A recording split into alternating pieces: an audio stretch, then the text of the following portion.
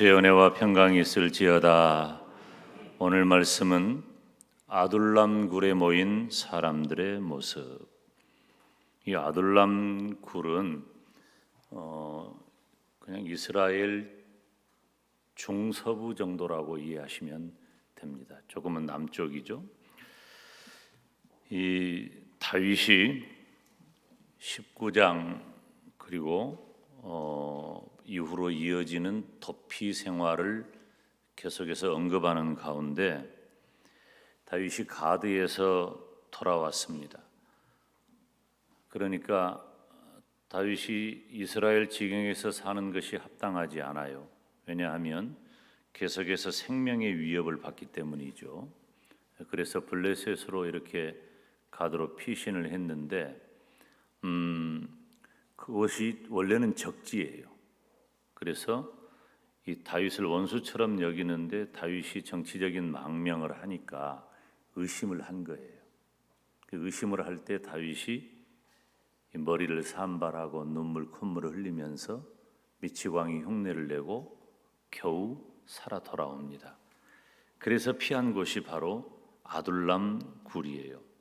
그런데 다윗이 이 아둘람 굴로 왔다고 하니까 가족들을 비롯해서 사회적인 그리고 정치적인 소외되고 억압받던 400여 명의 사람들이 다 다윗을 찾아와 그곳에 모이게 됩니다.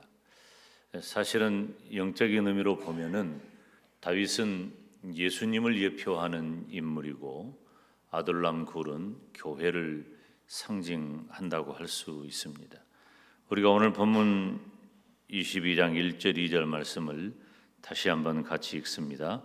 그러므로 다윗이 그곳을 떠나 아둘람 굴로 도망하매 그의 형제와 아버지의 온 집이 듣고는 그리로 내려가서 그에게 이르렀고 환난당한 모든 자와 빚진 자와 마음이 원통한 자가 다 그에게로 모였고 그는 그 장관이 되었는데 그와 함께 한 자가 400명가량이었더라. 아멘. 사실 오늘 이 본문은 이 다윗이 고달픈 이 도피 생활의 한 단면을 보여주고 있습니다. 다윗을 죽이려고 한 사람은 사울이죠. 사울은 당시 이스라엘의 왕이었고 또 다윗의 장인입니다. 그래서 이 권력이라고 하는 것을 같이 나눌 수가 없는 것 같아요. 그래서 사울 왕은 이 다윗의 명성이 온 나라 가운데 커지는 것을 참을 수가 없었어요. 그리고 또 악신이 들려가지고 이 다윗을 해하려고 하는데 매우 구체적으로 그리고 집요하게 다윗을 죽이려고 합니다. 그래서 다윗은 자기를 죽이려고 하는 그 사울을 피해 다녔는데 부모 형제와도 헤어지고 자기 아내는 사울의 딸이죠.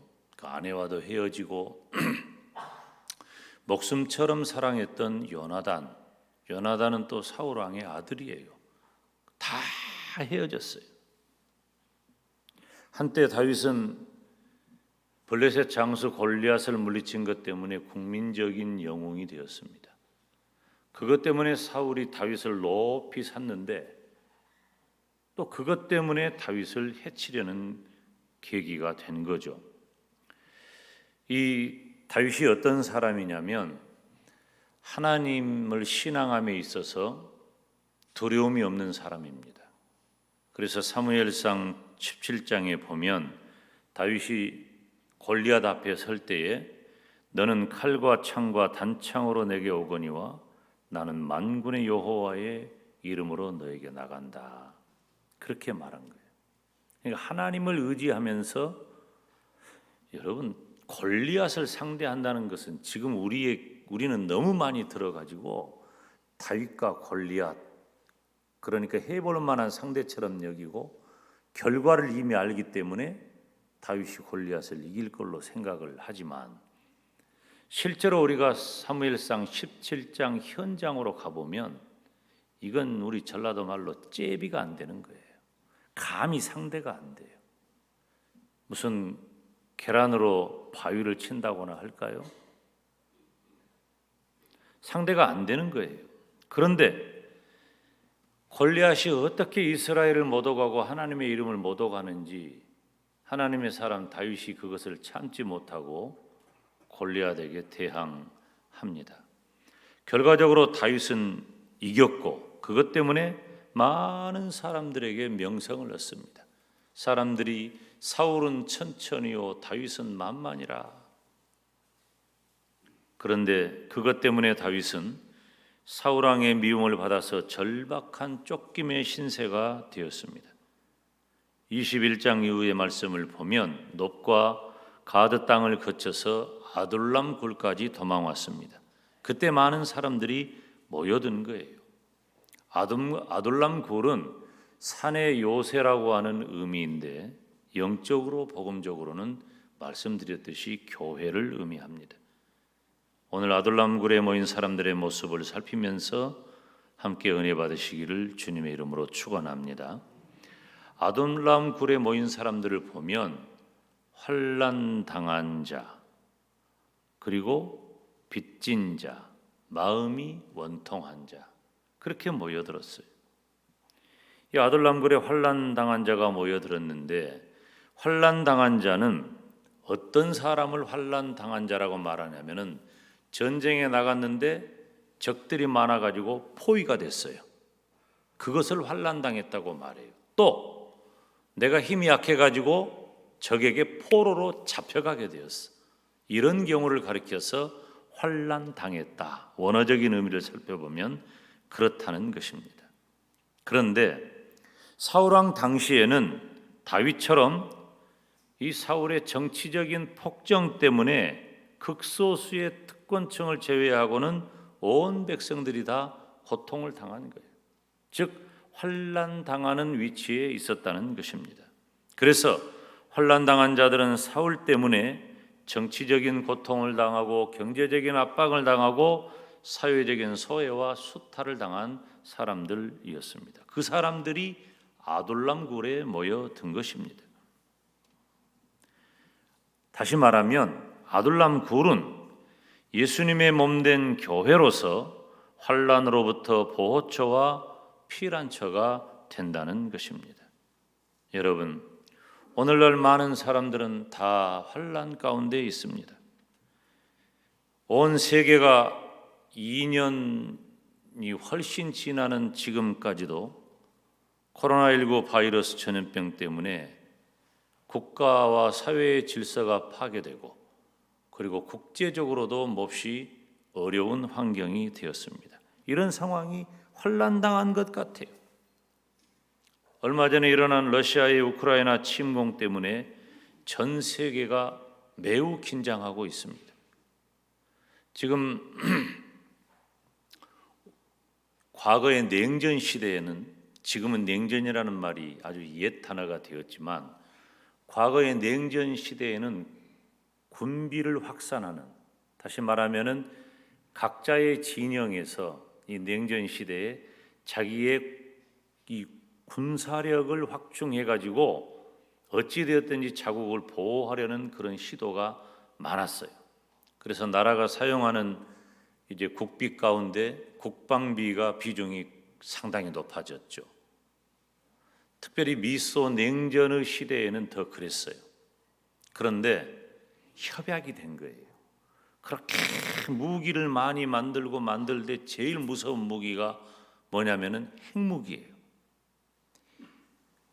이제 합의를 본 겁니다. 우리 핵무기 더 만들지 말자. 그리고 핵을 사용하지 말자. 오스트리아의 비엔에 가보면 IAEA라고 하는 국제 원자력 기구가 있습니다. 이 유엔 기구인데요.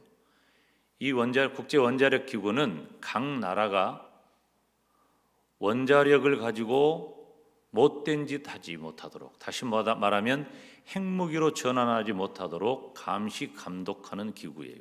세계 어디나 갈 수 있어요. 그 정도로 핵 문제에 있어서는 그동안 상당히 견제하고 그리고 평화롭게 유지를 해왔는데 우크라이나를 침공했을 때 러시아의 군사력으로 볼 때 우크라이나는 일주일 한 달 정도 지나면은 손들지 않겠는가, 모든 나라들이 다 그렇게 여겼어요. 그런데 대통령을 중심으로 해가지고 남자나 여자나 어린아이 할 것 없이 다 우크라이나 사람들이 똘똘 뭉쳐서 러시아에 대항을 한 거예요.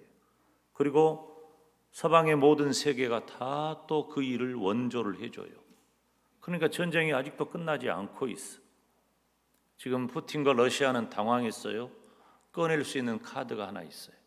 그것은 31년 동안 누구도 사용하지 말자고, 그리고 더 이상 만들지 말자고 했던 핵무기를 가지고 움직이고 있는 거예요. 이 핵을 쓰는 순간에 우크라이나가 문제가 아니라 온 세계가 엄청난 위기에 사로잡히게 됩니다. 이것이 바로 환난당했다는 의미예요. 세계 어디나 사건 사고로 가득합니다. 지금도 조금 범위를 넓히면 30억 정도의 인구가 먹는 문제에서 자유롭지 못하고, 지금 이 시간에도 먹을 음식이 없어서, 마실 물이 없어서 죽어가는 사람들이 비일비재하다는 것입니다. 지금 이 세대에, 온 세계에 필요한 것은 일순간 배부르게 해주는 것이나 일순간 다가오는 평화인 것 같습니다. 그렇지만 그것이 진정한 해방을 주는 것도 아니고 진정한 평화를 주는 것도 아닙니다. 기독교 2000년 역사를 뒤돌아보면 언제나 전쟁은 있었고, 언제나 역병도 있었고, 언제나 가난도 있었고, 언제나 고통도 있었습니다. 그때마다 하나님께서 은혜를 베푸셨고, 이 땅에 세워진 교회를 통하여 예수 그리스도의 복음을 증거하게 하셨습니다. 다시 말하면은 이 땅의 진정한 소망은 예수 그리스도의 영원한 복음과 교회인 줄로 믿습니다.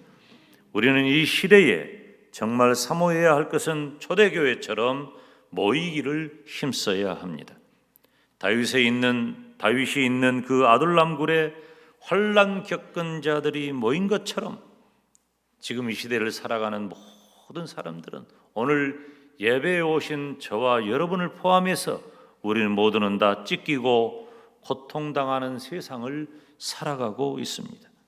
그래서 저와 여러분들도 이 찢기고 고통당하는 세상을 살면서 예수 그리스도 교회를 바로 세워나가고 교회를 섬기고 교회에 모이시기를 주님의 이름으로 축원합니다. 이 시대는 날이 가면 갈수록 어둡습니다. 소망이 없습니다. 다른 곳에는 소망이 없어요. 대통령을 바꾼다고 그 대통령이 나라를 뒤집어 엎어서 새롭게 할 수 있을까요? 저는 기도합니다. 잘 되기를 늘 기도해요. 그런데 대통령이 바뀔 때마다 그 기대가 시간이 지나가면서 실망이 되고, 실망이 바뀌어서 분노가 되고, 이런 일을 우리들이 계속 되풀이하고 있잖아요. 그리고 우리가 주목해야 할 것이, 아까는 제가 러시아 문제만 언급을 했지만 지금 우리는 우리 지구상 유일한 분단 국가예요. 남과 북이 첨예하게 대치되어 있는 이 상황인데, 지금 보수 정권이 들어섰잖아요. 이 참 어려운 존재입니다. 북한 존재는. 보수 정권이 들어서면 이제 적대화되고, 진보 정권이 들어서면 무시를 당하고, 이 참 북한은 이해할 수가 없는 그런 집단이에요.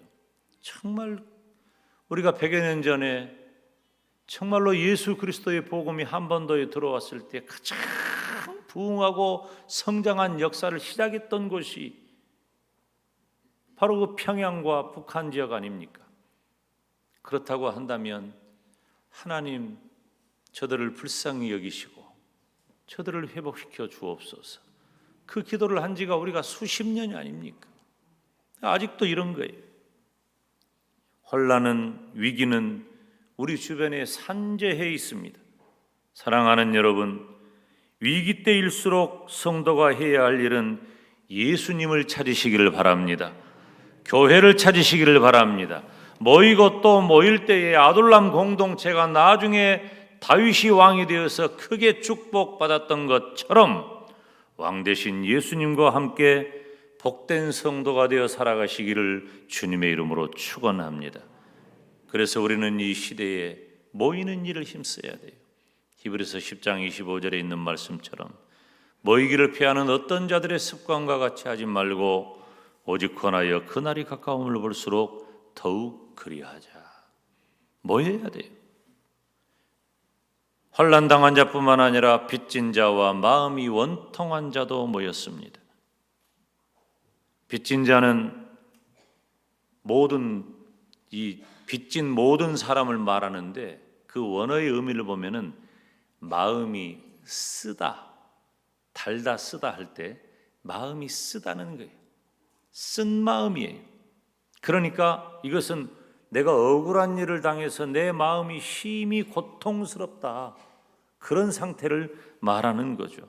빚진 자, 억울하고 마음이 써, 고통을 당하고 있어.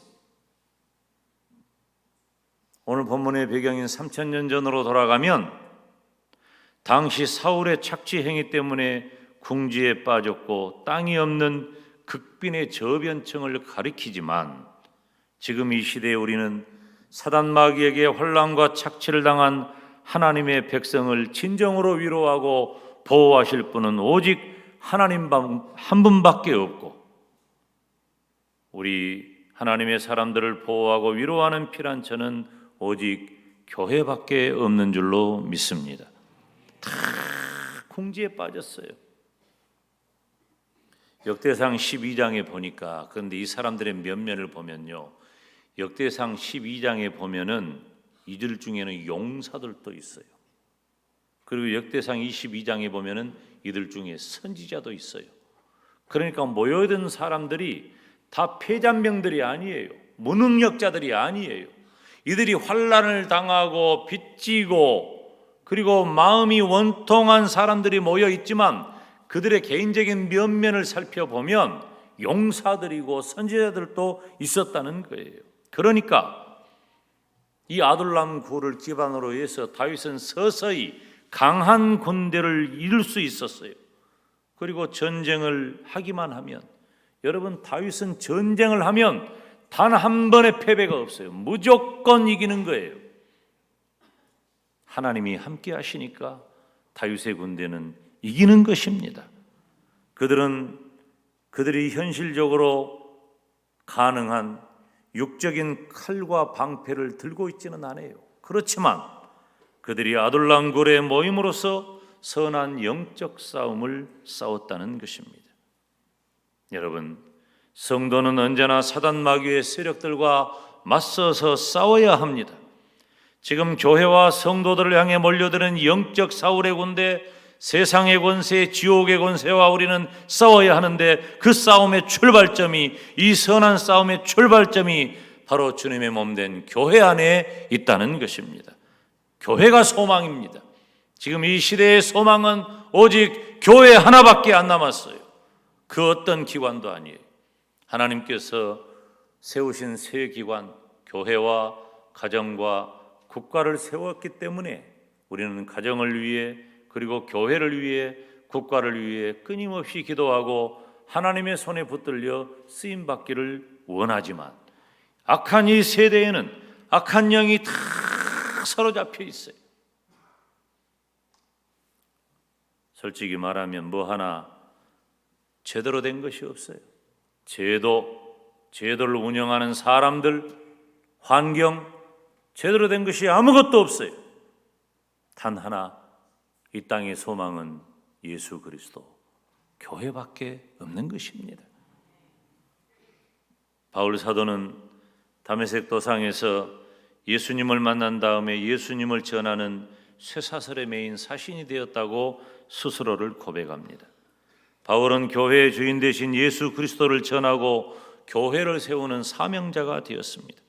그래서 바울은 예수님을 만난 다음에 교회와 성도를 세우는 치열한 영적 전투에 자신의 온 일생을 다 바쳐버렸습니다.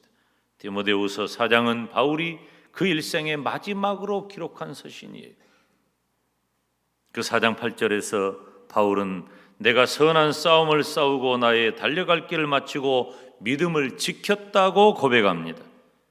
아둘람굴 공동체에 모인 빚진 자들은 칼로 싸운 것이 아니라 먼저 하나님 앞에 나아가 믿음을 지키고 기도로 싸웠습니다.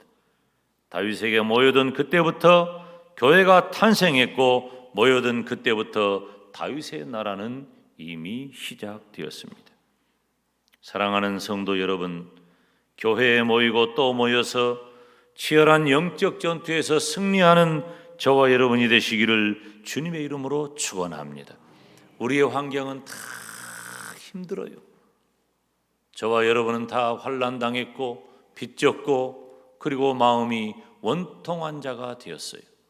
저는 이 김 목사는 그 모든 것을 다 교회에서 해결받았습니다. 가난도 고독도 문제가 되지 않았어요. 왜냐하면은 영적인 갈증이 예수님 때문에 하나님의 말씀 때문에 교회 안에서 해결되니까 더 바랄 것이 없게 되었어요. 복음으로 구원의 은혜를 받았어요. 그리고 매 시간에 담임 목사님이 설교하실 때 그 설교가 부족한 종의 현실과 내 인생의 방향타가 되었습니다. 저는 그래서 목사님의 은혜를 잊지 못하는 거예요. 제가 중학교 1학년 때부터 다닌 그 교회인데 제가 비로소 설교를 듣기 시작한 것은 고등학교 1학년 때부터예요.